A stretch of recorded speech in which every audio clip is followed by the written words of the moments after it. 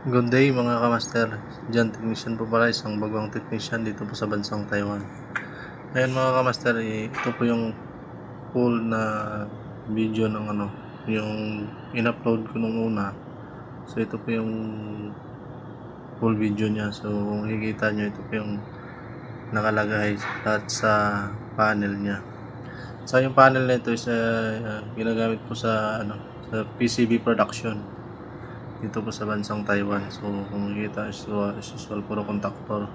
So yung contactor na yung number 1 contactor, yan po yung hindi gumagana. So, ito po yung PLC na yung input, may input siya pero hindi lumalabas output. So makikita nyo yung galing sa PLC papunta ng yung Y05 bumaba ng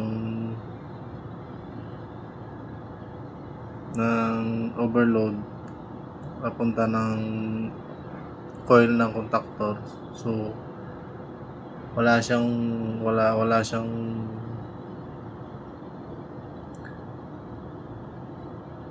tawag nito, hindi siya nag-energize sa coil kasi wala ngang output yung galing sa PLC.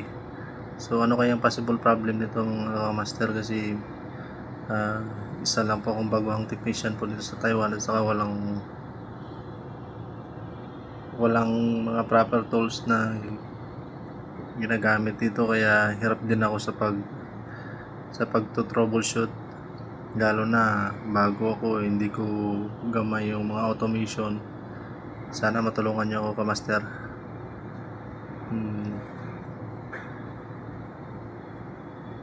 Ito po yung machine na pinapagana ng panel. So ito yung first na box. Andyan yung pump na ayaw umandar. So chinek ko naman yung pump, okay naman siya. Yung sensor good naman siya. Pag minanual mo siya, okay naman siya. Ito po yung pag press mo ng push button sa